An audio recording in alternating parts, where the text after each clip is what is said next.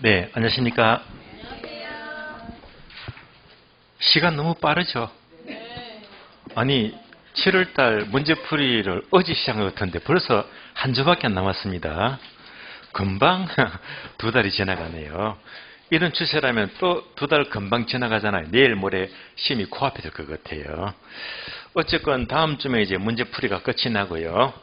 9월, 10월 달은 정말 중요합니다. 9월, 10월 달은 딱 한 가지입니다.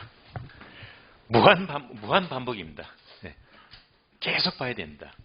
아마 7, 8월 달 공부하시면서 여러분들 더위에 많이 지쳤을 거고요. 또 체력도 많이 떨어졌을 거예요. 대개 9월, 10월 되니까 공부를 체력으로 버티는 게 아니고요. 깡으로 버티더라고요. 예. 어쨌건 9월, 10월 중요하니까 자 무조건 공부에 몰빵 올인해야 됩니다. 예. 자 오늘은 요약지 먼저 볼게요. 요약지 보시면 금융 조금 남았습니다. 176페이지요. 자, 176페이지 보시면 제3절 부동산 자금 조달인데 공급자 금융이라고도 부르죠. 자, 여기서 포인트는 크게 두 가지입니다. PF 금융과 바로 리처죠. 자, 먼저 네모 1번 보시면 자, PF 금융이 나와요. 자, 그러면 네모 1번에다 동그라미 하시고 얘도 단독 문제가 잘 나옵니다. 나오면 꼭 득점하시고요. 자, 프로젝트 파이낸싱 PF 금융은 괄호 1번 개념을 보게 되면 동그라미 1번 지문 그대로 나옵니다. 자, 대형 장기 프로젝트 개발 사업과 관련된 자금을 미쳐냅니다. 당해 사업에서 발생하는 수익성 미출. 그러니까 당해 사업의 장래 사업성 보고 장래 수익성 보고 자 바로 용자를 이렇게 주죠. 그러면 옆에 괄호 미쳐냅니다. 부동산 당해 부동산에 자 담보대출, 담보 설정 형태가 아니다. 담보대출이 아니잖아요. 따라서 PF금융은 담보대출이 아니라 사업의 장래 사업성 보고 대출해 주는 것입니다. 자 오른쪽 페이지 넘어가세요. 동그라미 3번 넘어가죠. 3번 보시면 자 원리금 상환에 대한 부담을 당해 사업의 내재 가치와 예상 현금 흐름의 범위 내에서 한정이 되죠. 따라서 한정되기 때문에 미천입니다. 개인적인 채무가 없는 비소구금융 밑줄. 자, 비소구금융. 따라서 당해 사업의 현금 흐름의 범위에서만 상환을 하기 때문에 그 이상은 책임질 필요가 없다는 말입니다. 또 한 줄 내려가서 제한 소구금융 밑줄 일부 책임을 질 수도 있다는 말입니다. 그래서 자 비소구금융 꼭 기억하시고요. 그래 2번 내려가죠. 자, PF의 특징과 장점입니다. 먼저 들어가면 1번 보게 되면요. 자, 프로젝트 회사는 사업주의 자, 모 기업과 법률적, 경제적으로 관계가 없어요. 완전히 밑입니다. 독립된 별개 회사 밑줄. 따라서 모 회사와 프로젝트 회사는요. 전혀 관계가 절연된 아무런 관계가 없는 독립된 별개 회사예요. 따라서 밑줄입니다. 자, 사업주가 파산하더라도 당해 프로젝트 사업에는 직접 영향을 미치지 않는다. 밑줄. 따라서 자, 프로젝트 사업의 실패가 사업주의 도산으로 이어지지는 않습니다. 자, 2번 내려가서 2번. 자, 프로젝트 사업주 동그라미. 사업주. 자, 사업주의 자금 차입이 부채로 규정이 되지 않습니다. 따라서 PF금융은 자금 차입이 사업주의 회사의 장부에는 기재가 되지 않기 때문에 부외금융 동그라미. 자, 부외금융은요, 장부 외 금융이죠. 이것은 사업주의 장부에 기재가 되지 않는다는 뜻이지. 자, 사업주를 싹 바꿔서요, 금융기관 바꿔버리거든요. 그래서 부외금융은 금융기관의 효과가 아니라 사업주의 효과예요. 예, 과거에 출시됐습니다. 자, 부외금융, 금융기관 하면 틀린 말이고 사업주의 부외금융 효과가 되겠습니다. 다음에 3번 한 줄 모두 밑줄하죠. 다양한 사업 주체가 참여하므로 이해 당사자 간의 위험 배분이 가능하다. 밑줄하시고요. 자, 4번도 한 줄 밑줄합니다. 정보가 특정 이해 당사자에게만 편집될 수 있는 정보의 비대칭성 문제가 줄어든다. 그러니까 확실한 정보를 바탕으로 PF가 나간다는 말이 되겠습니다. 다음에 바로 4번 내려가죠. 4번 보게 되면 금융기관의 요구사항이 나와요. 그러면 1번만 밑줄하시면 돼요. 1번이 지문 나온 적이 있습니다. 개발사업의 현금 흐름을 통제한다, 즉 투명하게 하기 위해서는 바로 별도의 에스크로우 계정을 운영해서 이 에스크로우 계정을 통해서 자금의 출입, 자금의 모든 내용들이 통제가 되고 있습니다. 그래서 에스크로우 계정 정도 기억하시고요. 다음 페이지 넘어가죠. 바로 5번 뭐 PF, ABS 등등 이런 부분들은 굳이 읽어볼 필요가 없습니다. 피해서 하시면 돼요. 한 장 넘어갈게요. 자, 넘어가시면 자, 네모 2번 부동산 투자회사가 나와요. 자, 리츠라고 부르죠. 얘는요 주식 발행 형태로 발행되기 때문에 연말에 배당을 받죠. 그래서 지분금융 동그라미 대표적인 지분금융 형태가 됩니다. 자, 네모 2번 제목 앞에다가 별표 3개 하시고요. 자, 별표 3개인 이유는요, 작년에 안 나왔거든요. 작년에 안 나왔기 때문에 올해 확률 꽤 높아요. 자, 그러면 부동산 투자사 법이 너무나 법, 영, 규칙, 어떻게 말하면 한 과목입니다. 그러니까 세부적으로 다 물어볼 수가 없죠. 그래서 우리 요약집은요, 아래 큰 표가 나와요. 그래서 시험에 잘 나올 것만 추려서 정리하기 때문에 요 내용만 아시면 되는 거고, 자, 이 외의 항목들은 불강력입니다. 워낙 내용이 많기 때문이죠. 그래서 우리 시험도 항상 요 표 내에서 거의 나온다고 보시면 돼요. 자, 그러면 표를 보시면요. 자, 180페이지 맨 밑에 보시면 자, 리츠의 종류가 3가지 나오죠. 자기관리 리츠, 오른쪽 페이지 위탁관리 리츠, 기업 구조조정 리츠. 자, 이것을 줄여서 CR 리츠라고 부르죠. 그래서 자기관리 리츠, 위탁관리 리츠, CR 리츠 3가지겠습니다. 자, 그러면 자기관리 리츠에다가 바로 여백에다가 실체회사 적어주고, 실체가 있죠. 그래서 실체형 회사가 되고요. 다음에 위탁 리츠와 CR 리츠 2개 묶어서 명목회사 적어주고요. 명목회사. 명목회사는요, 곧 실체가 없다는 말이죠. 페이퍼 컴퍼니, 서류상 회사가 되는 거예요. 그러면 자기관리 리츠는 실체회사인데 1번, 2번, 3번 X하고 읽어보지 마세요. 이런 것들은 시험에 안 나와요. 자, 오른쪽 페이지 보시면 위탁 리츠와 CR 리츠 있죠. 동그라미 1번과 2번 묶어주고, 얘는 빈출입니다. 자주 나와요. 자, 실체가 없기 때문에, 실체가 없다는 것은 2가지 항목을 모두 갖춰야 됩니다. 1번, 본점 외 지점이 없어요. 점포가 없어요. 그 다음에 2번, 자, 직원을 고용하거나 상건하는 임원을 둘 수가 없다. 임직원이 없다는 말입니다. 그러니까 실체가 없는 회사가 돼요. 자, 그래서 항상 3가지 있죠. 자기관리 리츠는 실체 회사가 되고, 위탁 리츠와 CR 리츠는요, 명목 회사가 된다. 지문 잘 나옵니다.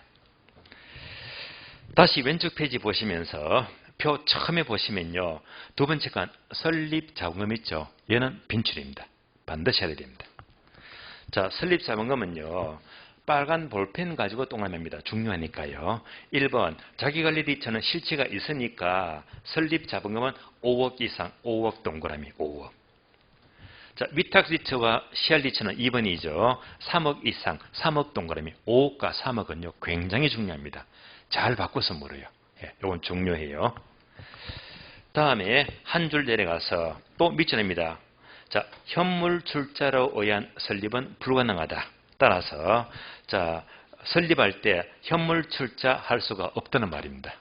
요 지문도 잘 나옵니다. 2번째 건 영업인가와 등록이 있죠. 뭐 1번, 2번 설명은 뒷담하는데요. 이것도 X 읽어보지 마세요. 버리세요. 바로 오른쪽 페이지 넘어갑니다. 자, 2번째 칸 영업인가 후에 최저자본금, 최저자본금 밑줄. 얘도 숫자 아래 됩니다. 첫 줄 보시면 자, 첫 줄 밑줄입니다. 영업인가 또는 등록 후 6개월이 지난 밑줄. 자, 6개월이 지나서 갖춰야 할 최저자본금은요. 1번 자기관리 리츠는 70억 이상, 70억 동그라미 70억. 2번 위탁 리츠와 CR 리츠는 50억 이상, 50억 동그라미 70억과 50억도 숫자를 꼭 기억하시고요. 자, 한 칸 내려가서요. 주식 소유 한도. 얘도 중요합니다.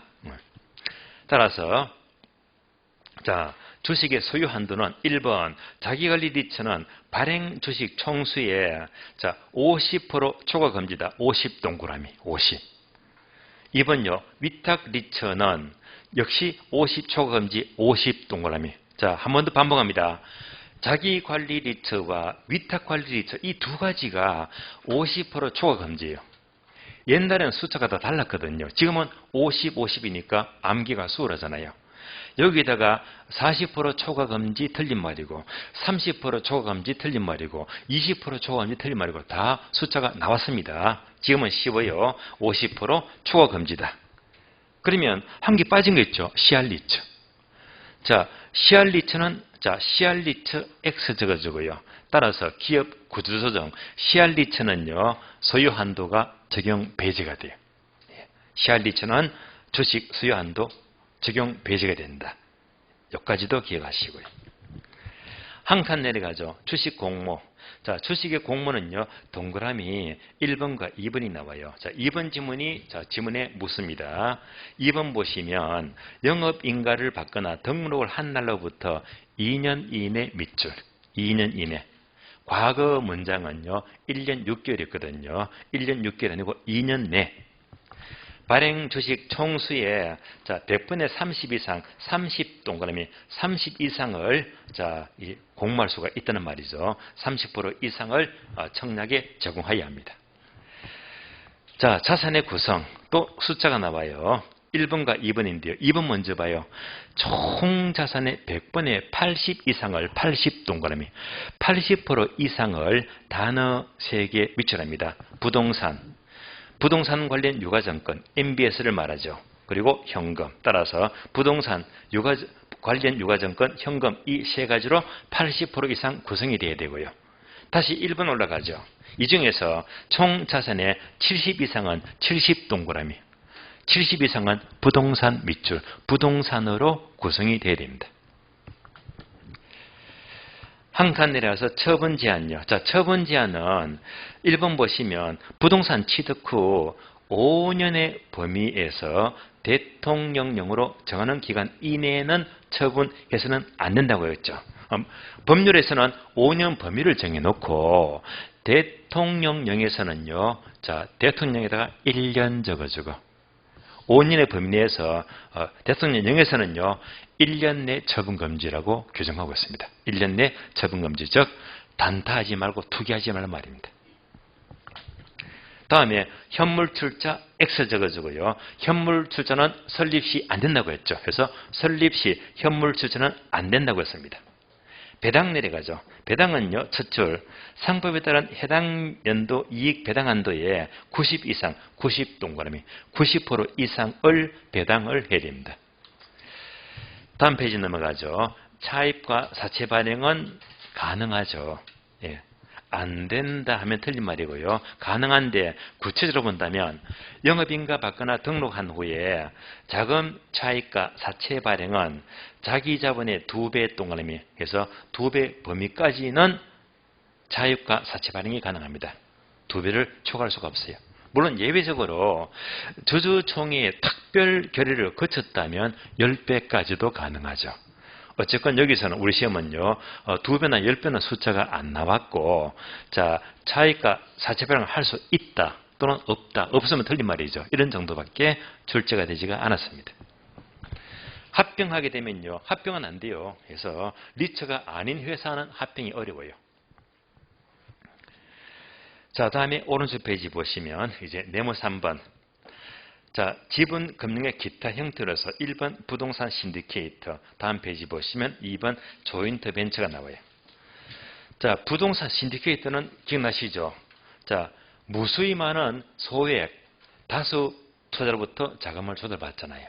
반면에 조인트 벤처는 거꾸로 바로 자, 이때는 이제 그 소수 자, 투자나 거액이죠.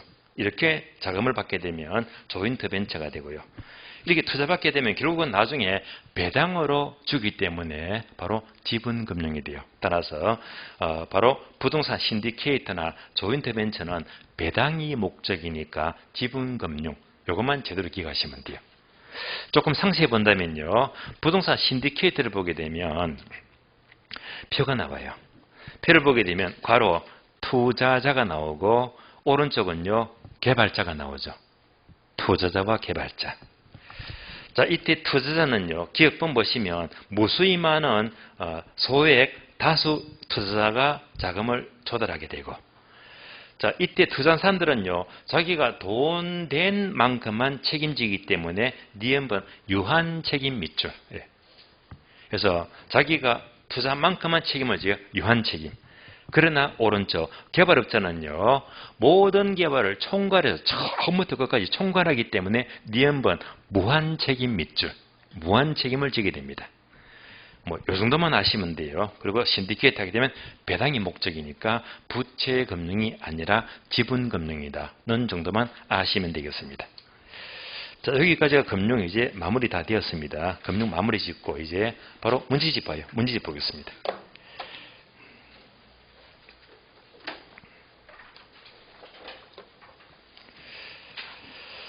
자, 오늘 문제집은요, 142페이지요. 142페이지. 142페이지 대표 문제 체크합니다. 자, 34번 동그라미, 35번 다음 페이지요. 37번, 39번, 40번 다음 페이지요. 자, 이용과 개발 넘어가죠. 탑 문제 박스에 있죠. 탑 동그라미. 자, 1번 동그라미. 다음 페이지요. 2번, 5번, 6번. 다음 페이지요. 7번, 8번, 10번, 11번. 다음 페이지. 12번. 다음 페이지요. 또 다음 페이지입니다. 20번 동그라미. 다음에 관리 마케팅 넘어가죠. 한 장 넘어갑니다. 158페이지예요. 자, 1번 동그라미. 3번. 다음 페이지. 7번. 다음 페이지요. 9번, 10번, 11번. 그리고 13번. 다음 페이지요. 14번. 16, 17, 18번. 다음 페이지 19번. 다음에 감정평가로 넘어가죠. 170페이지입니다. 170페이지 보시면 1번 동그라미. 다음 페이지 2번. 다음 페이지 174페이지죠. 1번 동그라미. 4번. 다음 페이지 5번. 오늘 진도는 여기까지입니다. 자, 그러면 문제 볼게요. 142페이지입니다. 자, 34번부터 보겠습니다. 리츠.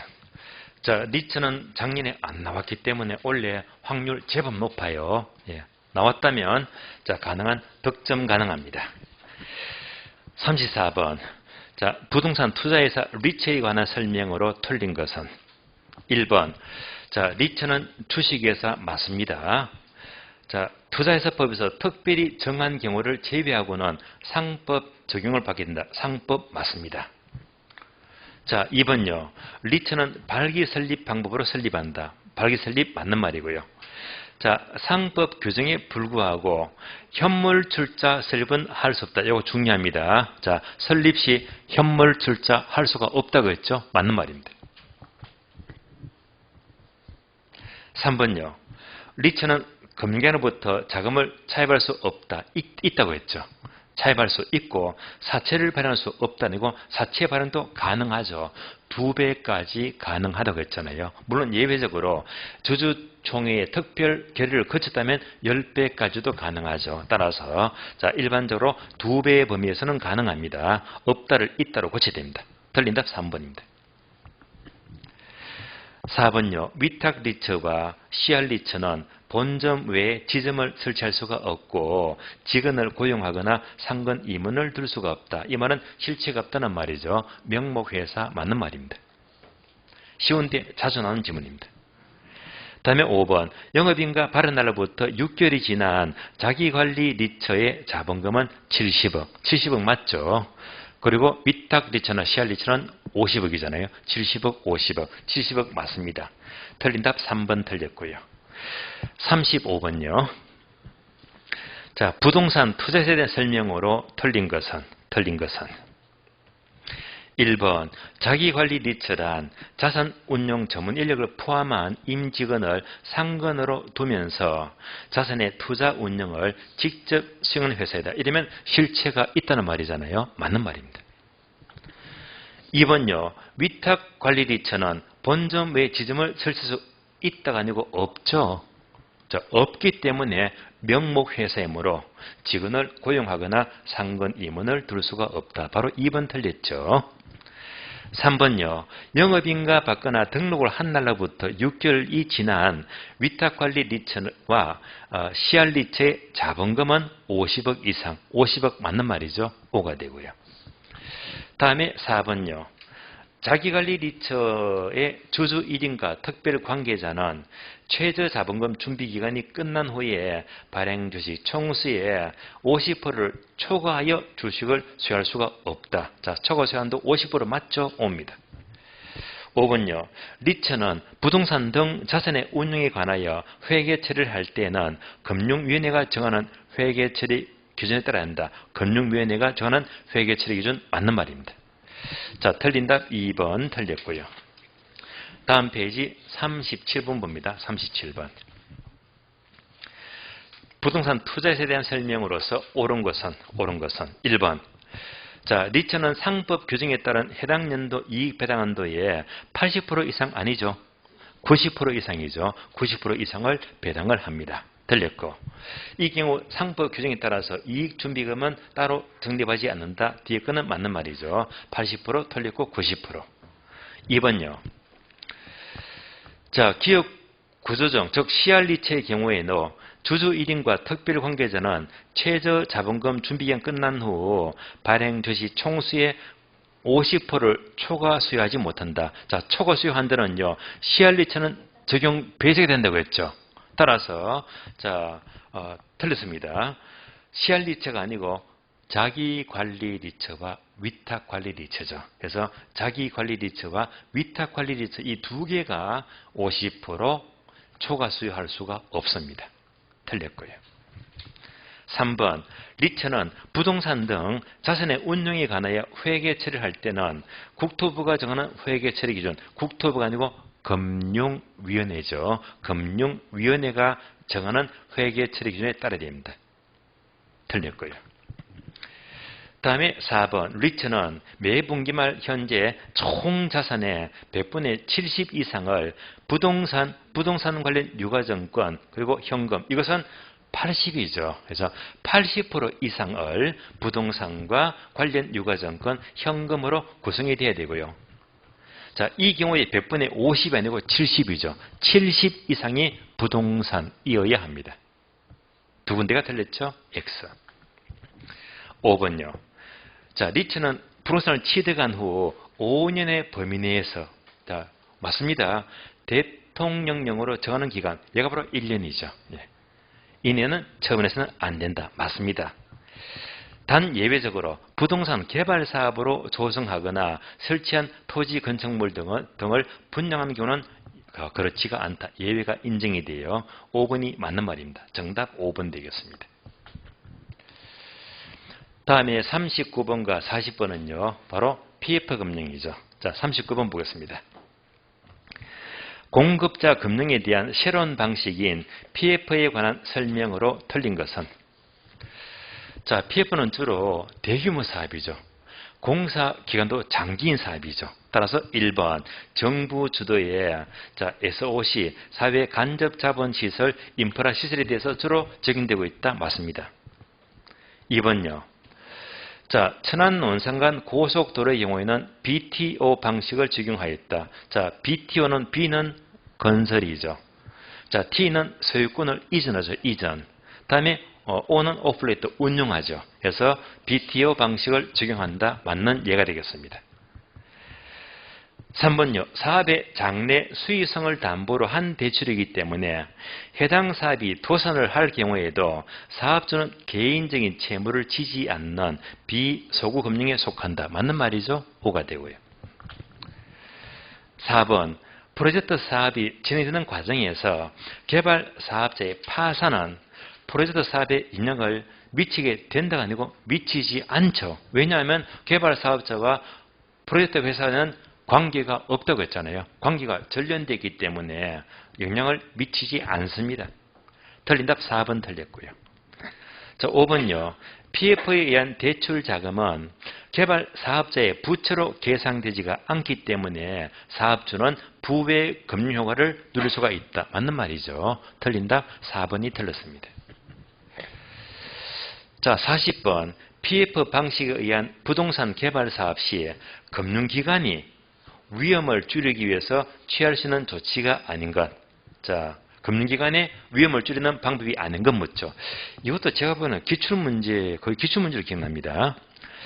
자, 위험을 줄이기 위한 방법을 하게 되면 1번. 자, 은행에서는요, 괄호 에스크로우. 그러니까 위탁관리계좌. 모든 자금은요, 에스크로우 계정을 통해서 운영하게 되면 자금이 투명하잖아요. 위험을 줄이겠죠? 맞습니다. 2번. 시공사에게 책임 준공을 해라. 의무를 부담하게 되면 위험을 줄일 수가 있죠. 맞는 말이고요. 다음에 3번. 대출금 보증에 대해서 시공사에게 신용 보강을 요구하는 만큼 위험을 줄이겠네요. 맞습니다.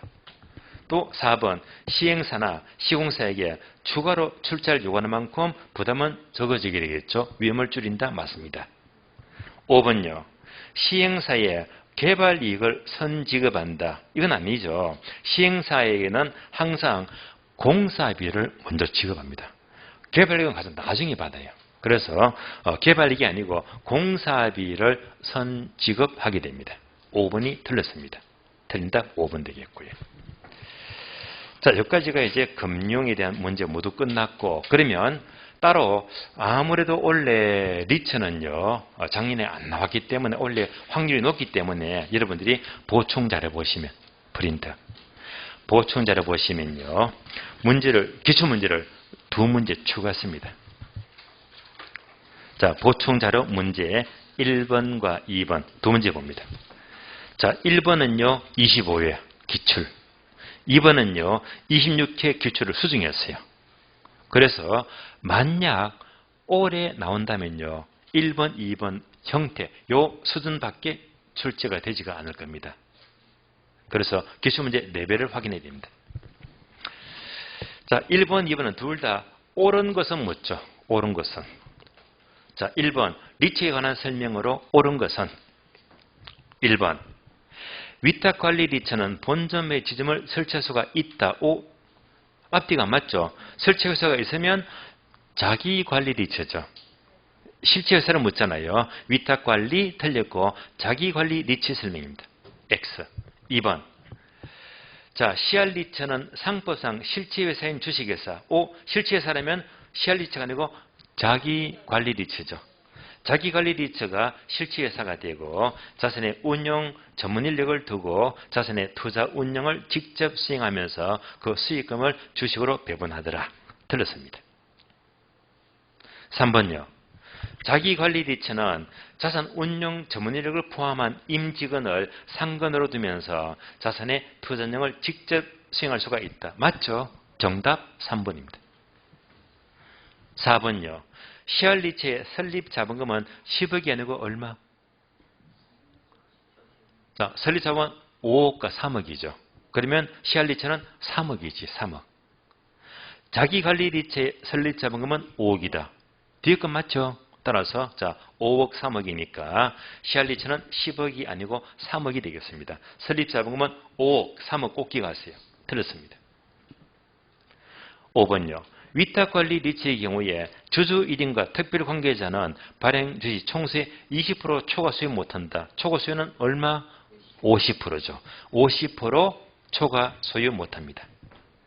옳은 것은 정답 3번 되겠어요. 다음에 2번요. 우리나라 리처에 대한 설명으로서 옳은 것은 1번 자기관리 리처의 설립 자본금은 5억 이상이다. 바로 정답 1번이죠. 정답 1번. 2번요. 위탁관리 리처의 설립 자본금은 3억 이상이며 맞죠? 영업인가 후에 6개월 이내에 이러면 최저 자본금 묻죠. 최저 자본금은 70억과 50억이죠. 그러면 위탁관리 리처는 30억이 아니고 50억을 모집해야 됩니다. 50억. 50억이죠. X.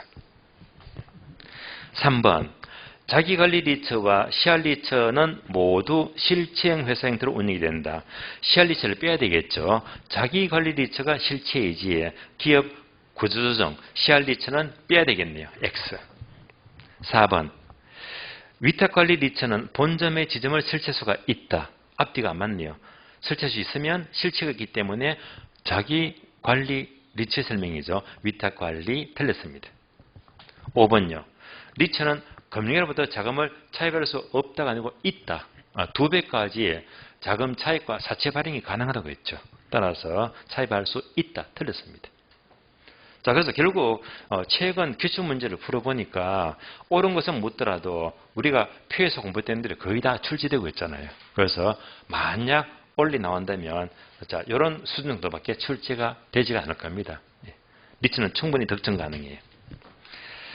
자, 보충자료 문제 2문제 풀이 마치겠고요. 이제 금융 마치면서 요약집 넘어갑니다. 요약집.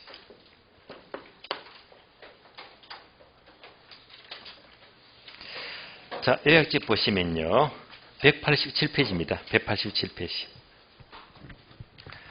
자, 차트 6장 부동산 개발 및 관리로입니다.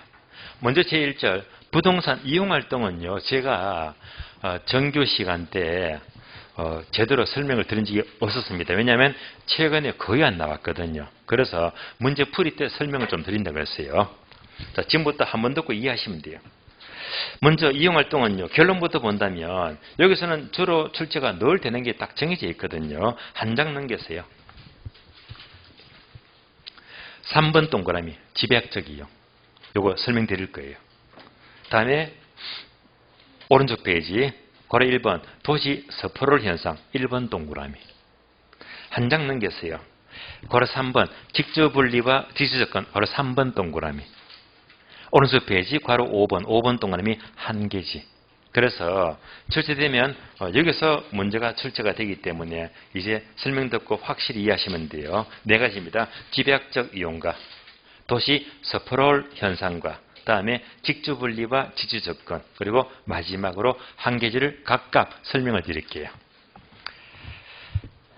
먼저 188페이지 괄호 3번 집약적 토지이용을 봅니다.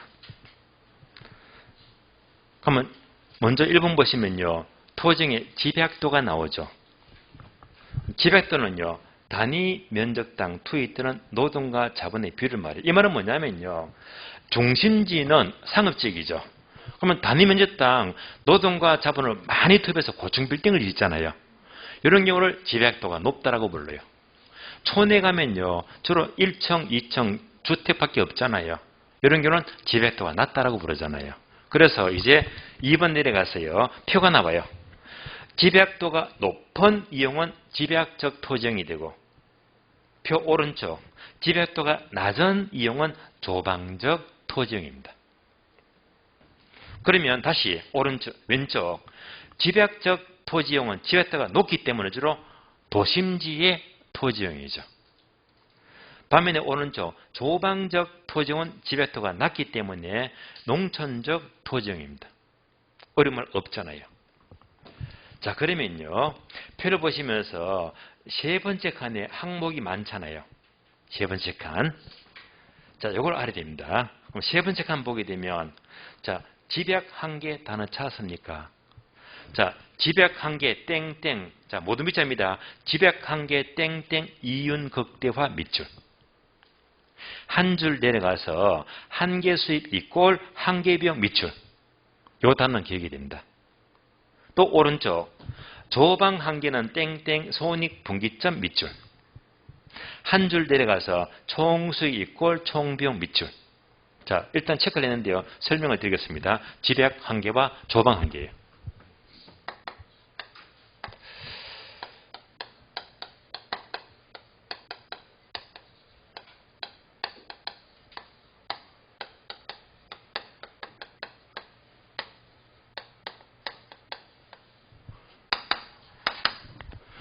자, 먼저 집약 한계는 한마디로 이윤 극대점입니다.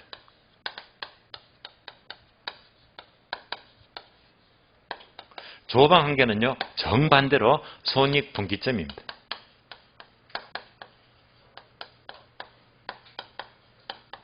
그러니까 얘는 이익이 100% 달성이 되고요.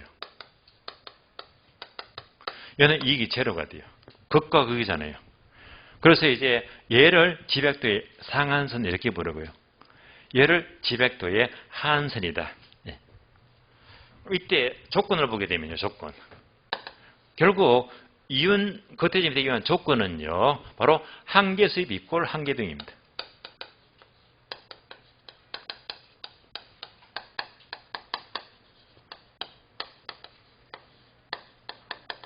여기까지는 알아야 됩니다.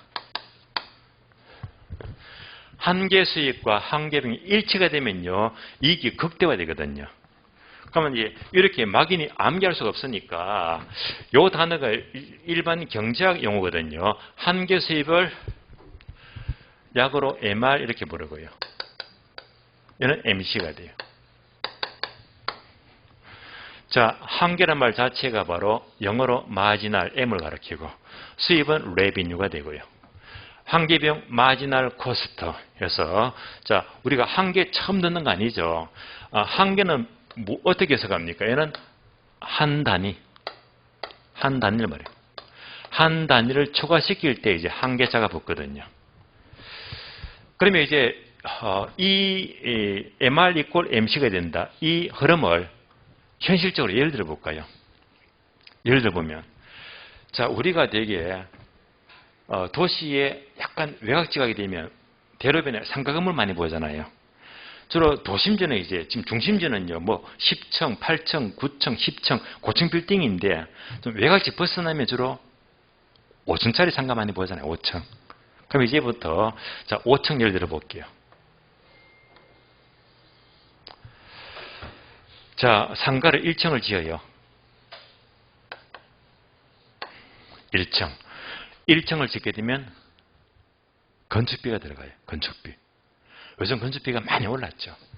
건축비를 제곱미터당 따져보죠. 자, 제곱미터당 건축비를 100만 원 잡을게요. 건축비가. 2층을 지어도 건축비가 똑같아요. 똑같이 얼마? 100만 원입니다. 3층을 지어도 4층을 지어도 5층을 지어도 건축비는 똑같아요. 제곱미터당 건축비, 단위당 건축비가 100만 원씩 들어갑니다. 건축비는 똑같아요. 자, 이 그림 보시면서 5층 건물 짓는데 단위당 건축비가 100만 원입니다. 얘가 바로 한계비용입니다. 한계비용. 단위당 비용이잖아요.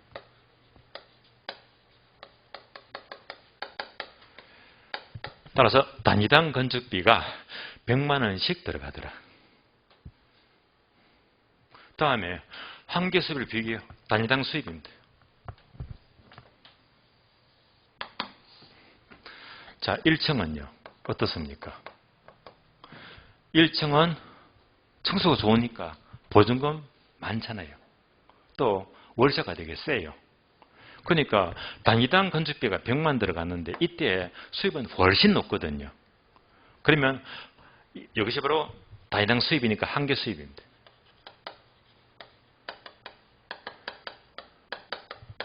일층은요, 단위당 수입을 한 140만 원 잡을게요. 그러면 1층은 단위당 비용보다 단위당 수입이 크잖아요. 크니까 2층을 지어올리는 거예요. 수입이 많으니까. 그럼 2층은 1층보다 못하죠. 한 130만 원 잡을게요. 그래도 여전히 비용보다 수입이 많잖아요. 수입이 많으면 또 3층 짓자. 3층은 120만 원이다. 4층은 110만 원이다. 5층은 100만 원이다. 점점 수입은 작아질 거예요. 이렇게 따져보니까 여전히 3층 기어도 단위당 비용보다 수입이 크니까 또 짓고요. 크잖아요. 드디어 5층이 딱 되니까 바로 MR 이꼴 MC가 이꼴 같아지겠네. 같아져요. 얘가 바로 MR 이꼴 MC를 말해요. 그러니까 이제 양자가 같아질 때 여기까지 5층 건물을 짓게 되면 가장 수입이 극대화돼야 돼요. 이윤 극대화. 만약 6층을 지어요. 6층을 짓더라도 건축비가 100만 원 들어가지.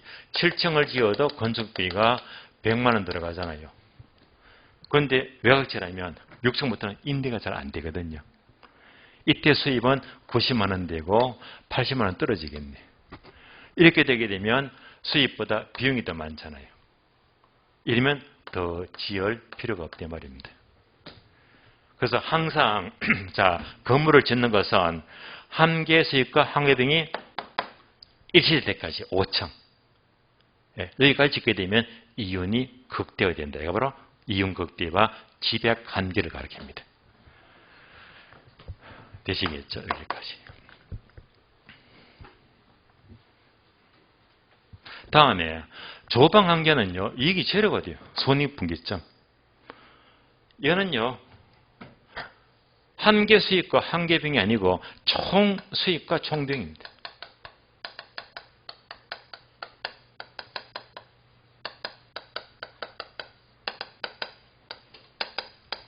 예를 들면 총 5억 주고 건물을 샀는데 파는 것도 총 5억 받고 팔았다.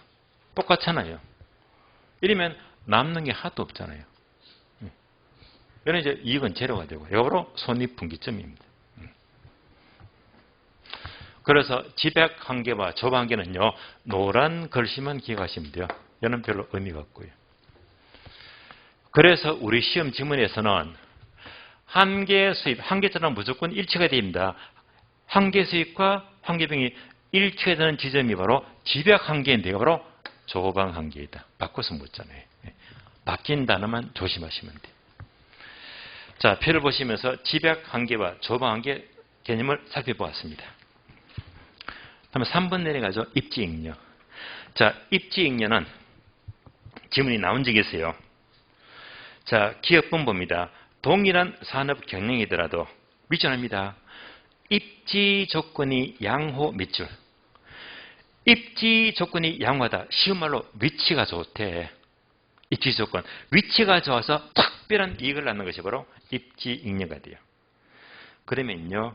위에 여백이 있죠.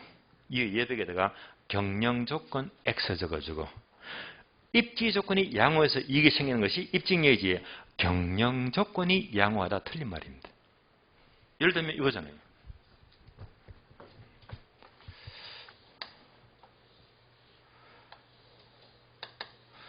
자, 강남역이 있습니다. 강남 내거리 여기 있습니다. 강남역에 5층짜리 건물이 있대요. 5층짜리대요. 무진장 비싸서 몇백억 할 겁니다. 그럼 이거를 한 300억 잡을게요. 왜 300억 합니까? 위치가 너무 좋잖아요. 똑같은 건물을요. 똑같은 건물을 저기 노원 넘어 아주 외곽지에다 똑같은 건물 짓게 되면 5층짜리 얘는 300억 할까요? 택도 없지. 얼마 하겠다? 한 뭐 잘 봐준들 한 40억이다. 똑같은 건물인데.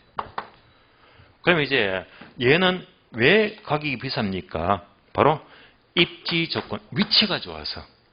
이 건물주가 경영을 잘해서가 아니란 말입니다.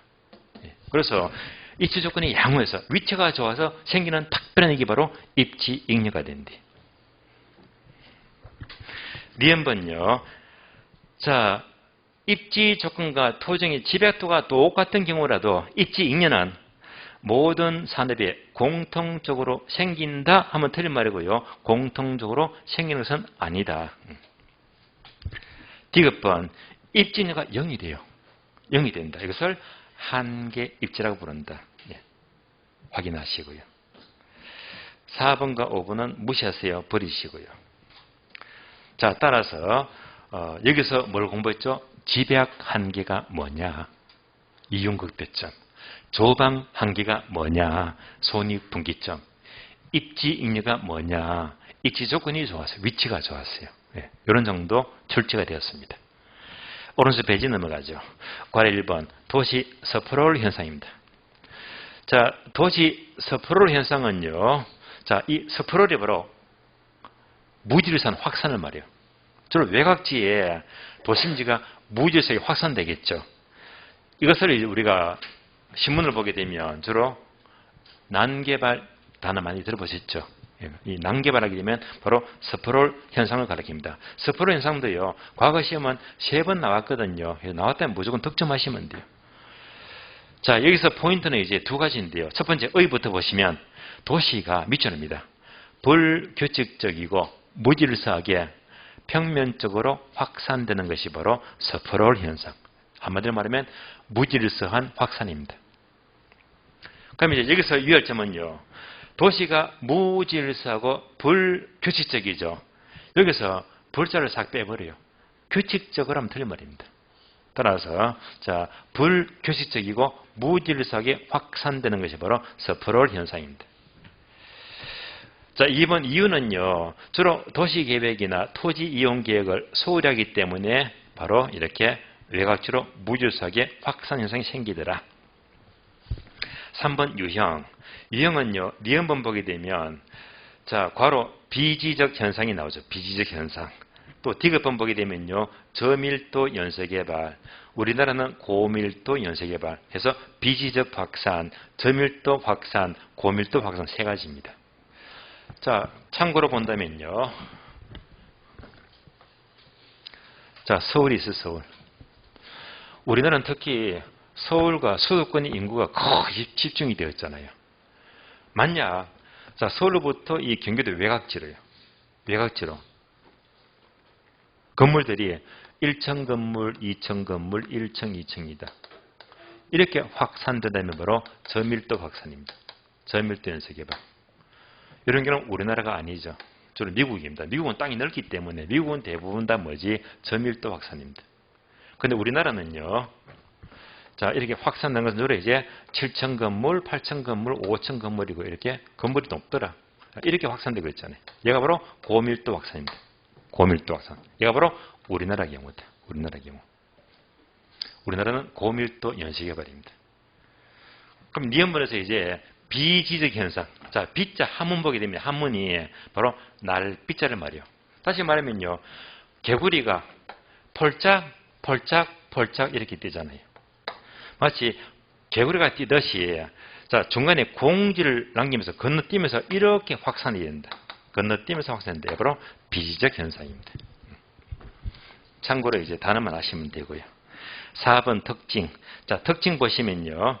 스프롤 현상은 무질서한 확산이기 때문에 리얼본 보게 되면 자, 최유형으로 볼 수가 없죠. 그러니까 밑줄입니다. 지가 수준은 무질서한 확산이기 때문에 표준적 수준 이하 밑줄. 자, 디귿번. 디귿번에 눈에 힘을 팍 주세요. 왜? 여기서 늘 틀린 답이 나오니까. 스프롤 현상은 밑줄입니다. 주거지역 뿐만 아니라 상업지역이나 공업지역에서도 생기면 밑줄. 그리고 대도시의 도심지가 아니라 외곽지 빨간 동그라미. 예. 그러니까 스프롤 현상은 주로 외곽지가 무질서하게 확산된대요. 우리 시험은 자꾸 이제 외곽지를 싹 바꿔서 말이요. 도심지 하면 틀린 말입니다. 그래서 스프롤 현상은 도심지가 아니라 외곽지로부터 무질서하게 확산이 된대요. 자꾸 도심지를 집어넣어요. 외곽지, 외곽지. 자, 그러면 스프롤 하게 되면 단어 2개밖에 없어요. 외곽지로 뭐지? 무질서하게 확산한다. 참고로 중요한 건 아닌데 여백에다가 동남에 5번 적어주고 5번. 5번 적어주고 5번. 자, 스프롤 대책입니다.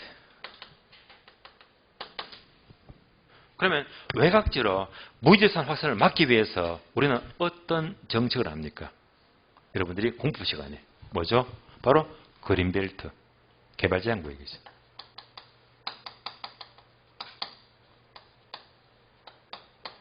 개발제한 구역의 지정입니다.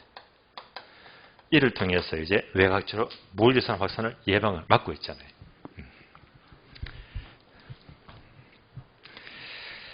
다음에 바로 2번 침입적 토지용을 한번 언급한 적이 있습니다. 침입적 토지용.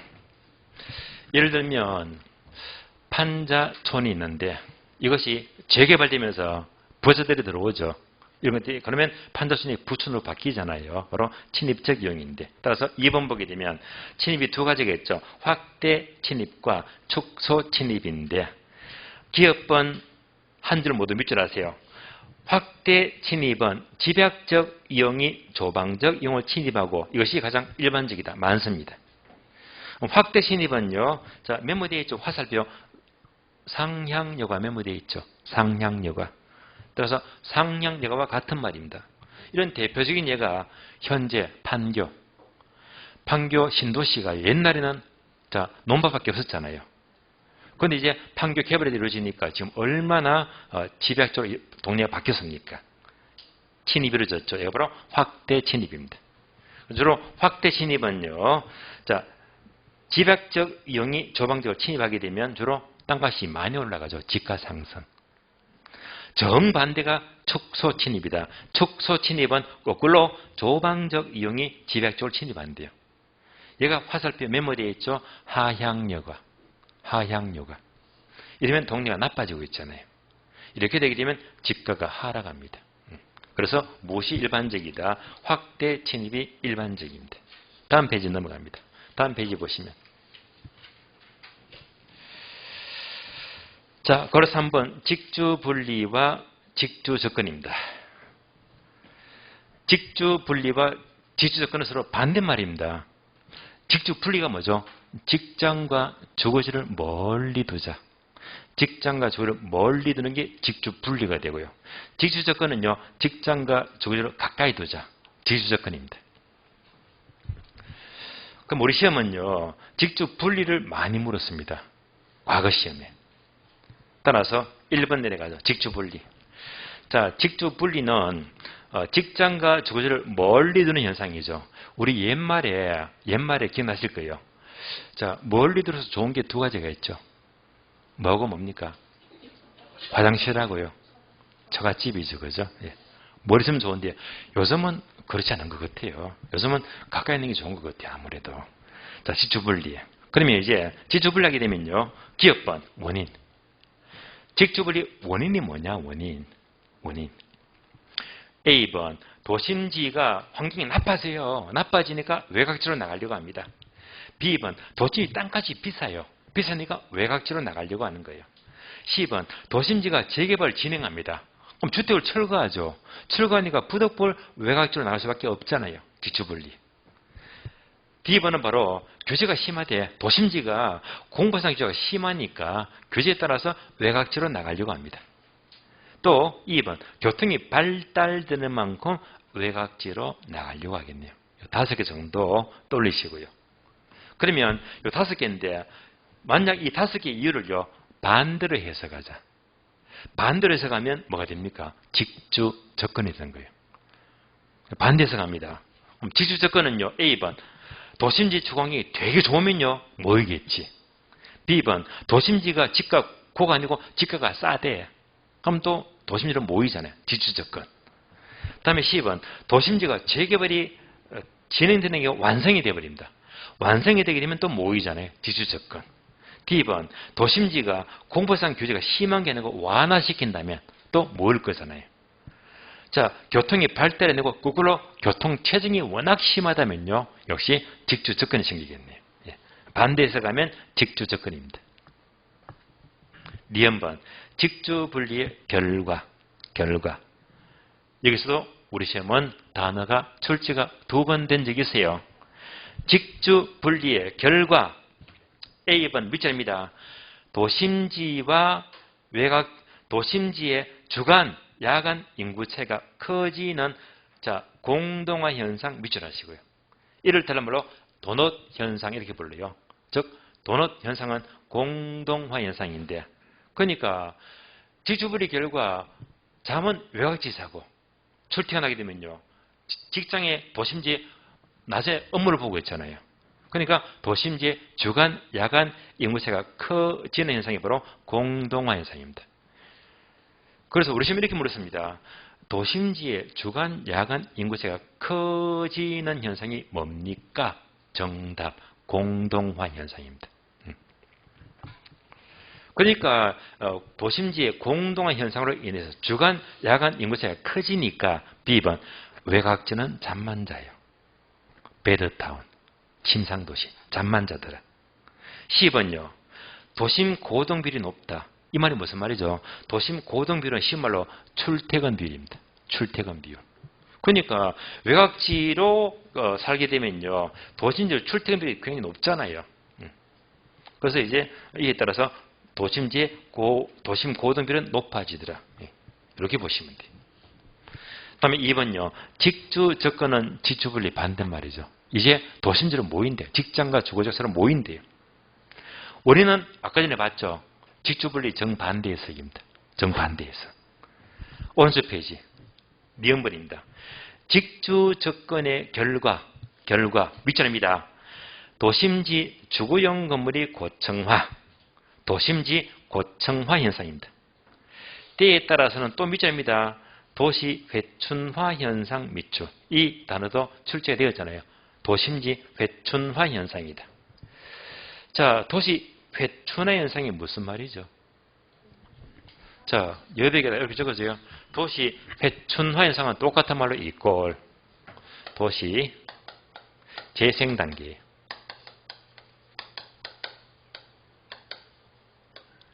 정확한 해석은요, 도시 재생 단계다. 이게 바로 도시 회춘화 현상입니다. 그러니까 도시 재생 단계가 뭐냐? 얘가 키워드죠. 여러분들 잘 아시는 재개발, 재건축. 재개발하고 재건축하게 되면 도시가 살아나잖아요. 이게 바로 도시 회춘화 현상입니다. 자, 그래서 도시 회춘화 현상이 언제 나왔다? 13회 때 출제가 된 걸로 기억납니다. 그때는요, 출제원이 한 70이 넘으신 분이 출제했거든요. 그러니까 이제 이런 단어를 안 쓰고 뭘 쓰더라? 도시 회춘화 현상이다. 이런 단어를 쓴 거예요. 그래서 도심지 고층화 또는 도시 회춘화 현상하게 되면 주로 뭘 가리킨다? 직주 접근의 결과이다. 한 번 더 반박합니다. 직주 분리. 직주 분리 결과가 뭐라고 했죠? 도심지의 주, 야간 인구차가 커진데 공동화 현상. 직주 접근의 결과는 뭐지? 도심지 고층화 현상 또는 회춘화 현상입니다. 자, 바로 5번 남았는데요. 5번. 자, 5번은요. 쉬었다가 다음 시간에 이어서 계속 보겠습니다. 쉬겠습니다.